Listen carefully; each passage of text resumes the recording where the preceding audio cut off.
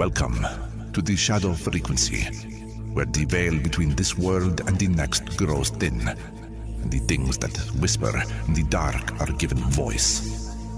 From the cryptic candlelit studios, deep in the Indiana forests, your host, Matt Wilson, and his spectral producer, Juniper Ravenwood, unearth the forbidden, the forgotten, and the fearsome. So, still your heart, dim the light, and listen closely. For once you tune into the shadow frequency, you may never tune out.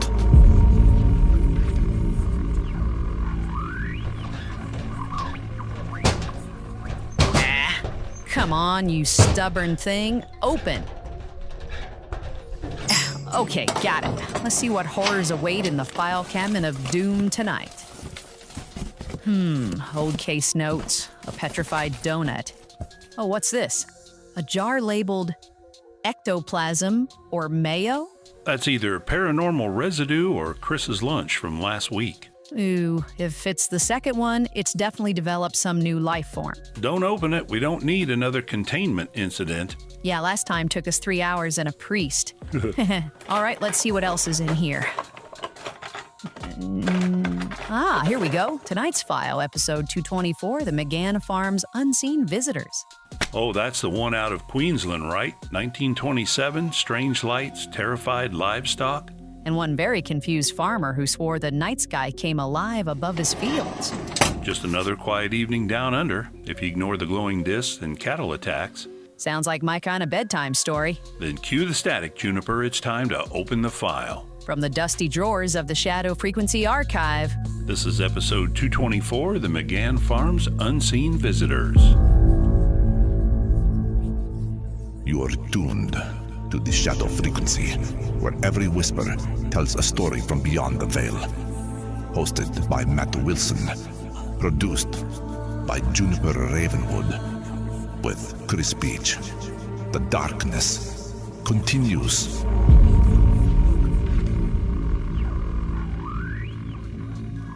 In the lonely farmlands of Fernvale, Queensland, the red earth holds secrets that hum in the dark.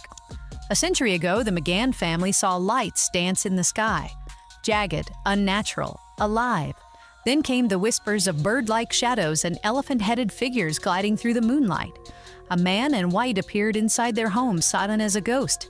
Tonight, we pull back the veil on the McGann Farm mystery, a case so strange it's haunted Australian ufology for decades. Why does the soil still feel wrong? What lingers in those paddocks?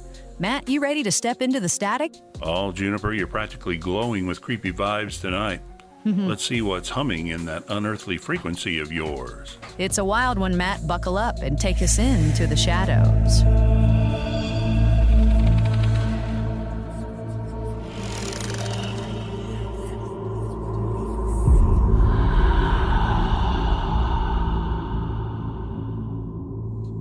Juniper, you've outdone yourself digging into that spectral file cabinet of yours. Tonight's case is a deep cut from the archives of the unexplained, and it's got my skin crawling already. Let's open the file on the McGann Farm mystery, a story buried since 1927 in the quiet farmlands of Fernvale, Queensland. Picture this. It's a warm night in February. The kind where the air feels thick and the stars burn bright over endless paddocks. The McGann family, hardworking farmers, no-nonsense folk, are settling in after a long day. Then out of nowhere, their dogs start howling, a sound that rips through the silence like a blade. The animals are frantic, clawing at the dirt, eyes fixed on the sky. Old man McGann steps onto the porch, and that's when he sees them. Lights, not stars, not lanterns, but jagged streaks of white and green zigzagging across the sky like they're alive. They pulse, they hover, they vanish, then reappear closer to the ground. The next morning, the family finds their livestock in a panic. Cows won't eat, horses shy away from the eastern paddock, and there, in the field, is a patch of scorched earth, 30 feet wide. The grass curled black like it was kissed by fire. No smell of smoke, no ash, just a perfect circle of ruin. Word spreads fast and neighbors start talking. A young farmhand, Tommy Reed, swears he saw something the night before. Tall, bird-like figures moving in the shadows of the paddock. Like herons, he said, but wrong. Too thin, too fast, with eyes that glowed like embers.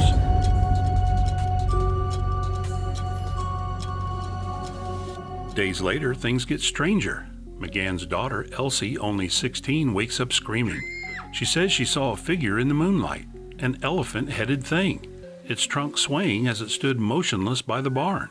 She swears it wasn't a dream. The window was open and the air felt heavy, like it was pressing her down. The family starts locking their doors at night, something they'd never done before. Then comes the man in white. McGann's wife, Mary, says he appeared in their kitchen one night. No sound, no footsteps, dressed in a flowing white robe. His face was too smooth, too perfect. He spoke without moving his lips, telling her to stay away from the lights. Then he was gone, like he'd never been there at all.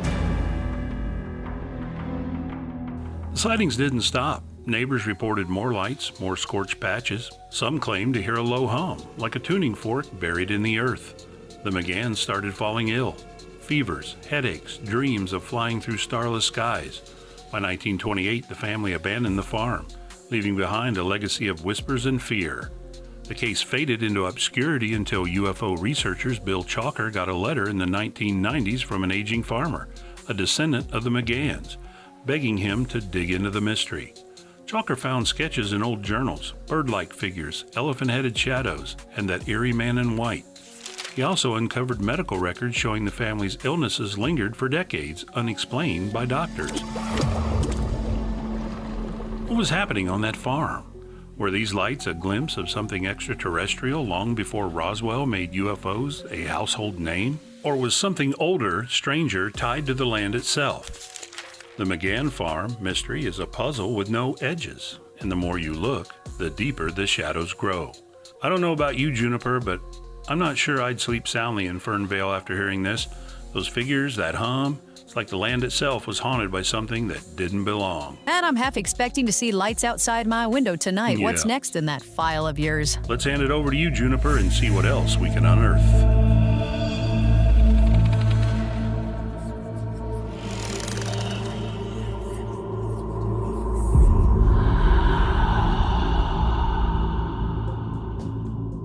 Well, listeners, if that first half didn't make your spine tingle, I don't know what will. Bird-like beings, elephant-headed shadows, and a creepy man in white. The McGann's Farm is giving me all the chills.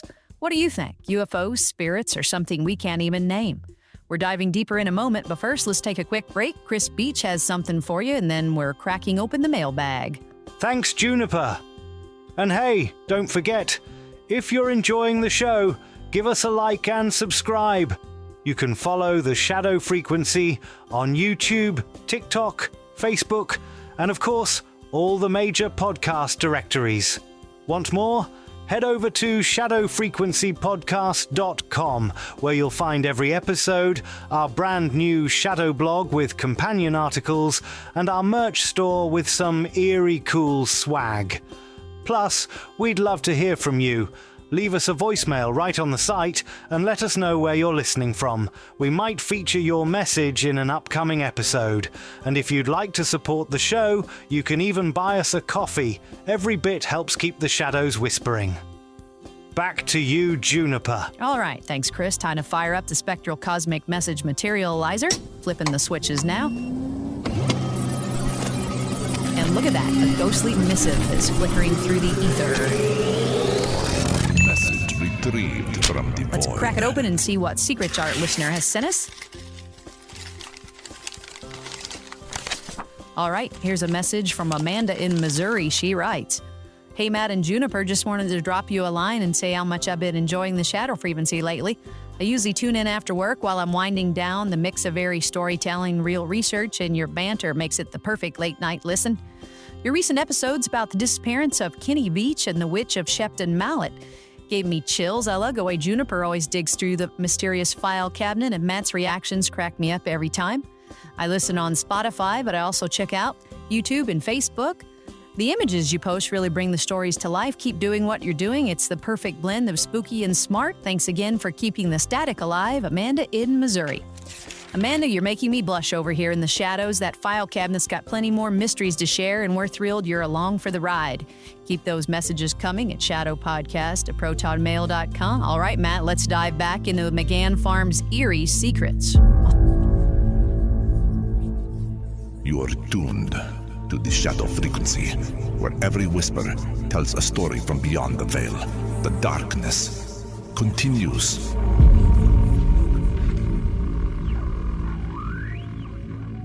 Welcome back, listeners, to the unsettling hum of the shadow frequency.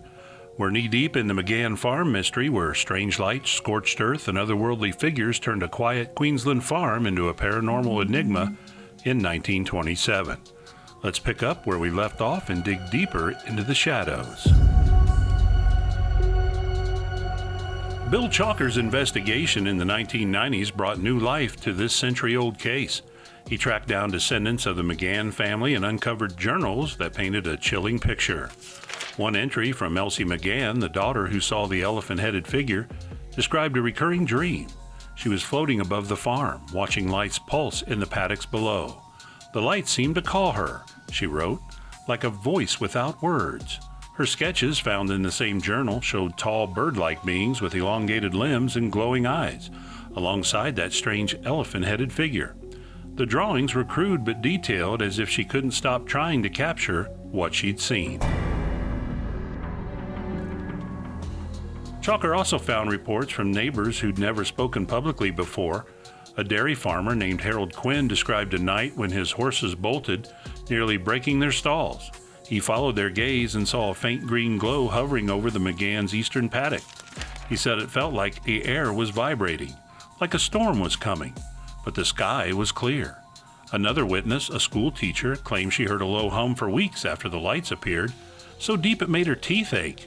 She swore it came from the ground itself, not the sky.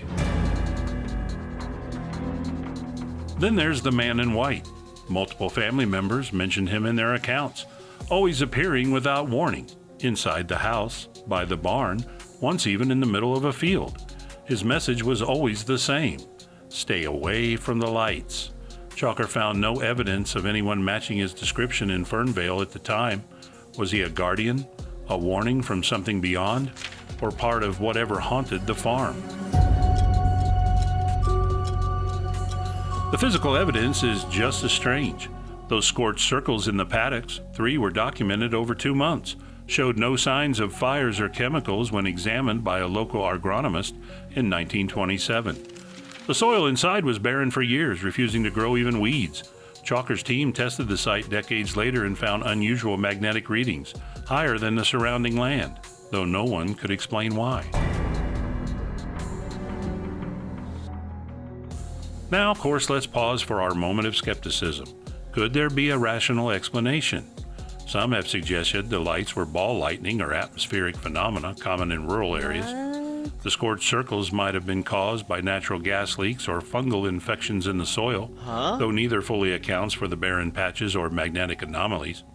These figures, bird-like, elephant-headed, could be chalked up to fear, exhaustion, or even mass hysteria among a stressed family. But that doesn't explain the man in white or the consistent descriptions across witnesses who barely spoke to each other. It's something to chew on, but the rational lens doesn't quite fit this puzzle. Back to the paranormal thread. The McGann's family illnesses are perhaps the most haunting piece. Fevers, fatigue, and vivid nightmares plagued them for years after leaving the farm. Elsie in particular was hospitalized multiple times with no clear diagnosis. Chalker found medical records noting unexplained neurological symptoms in 3 family members, symptoms that started after the sightings. Some ufologists believe this points to radiation exposure from a close encounter, a theory echoed in later UFO cases. Others wonder if the farm sat on a ley line or some ancient site, amplifying energies we don't yet understand. The McGann Farm still stands, though it's changed hands many times. Current owners report odd feelings in the eastern paddock, a sense of being watched. Lights are still seen occasionally, flickering in the distance, though no one's reported figures in decades. Chalker called this case Australia's pre-Roswell, a glimpse of something extraterrestrial or perhaps something older tied to the land's own frequency. Whatever it was, it left a mark on Fernvale, a hum that lingers in the soil, waiting for someone to listen. Juniper, this case feels like it's vibrating right through me. Those lights, those figures, that warning. Do you think the McGanns stumbled into something they were never meant to see? Matt, I'm half convinced that farm's still whispering secrets, but Yeah. that ball lightning idea, maybe there's a hint of truth there. Either way, I'm not visiting Fernvale anytime soon. What's your final thought? Let's hand it over to you, Juniper, to wrap this one up.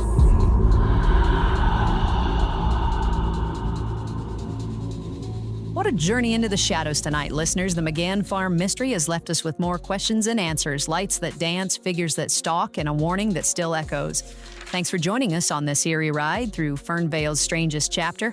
If you've got your own tales of the unexplained, send them our way at shadowpodcast@protonmail.com. And you can check out our website, shadowfrequencypodcast.com, where you can find all episodes, our Facebook, a link to all the places that share our podcast. Join us next time as we tune back into the static for another strange case. Matt, you want to say goodnight? Good night, listeners. Watch the skies. Sleep tight, everyone, if you can. This episode was conjured with a solemn vow to explore the unexplained while remaining bound to the truths that have been unearthed. All interpretations are speculative and offered only for your enlightenment and your entertainment.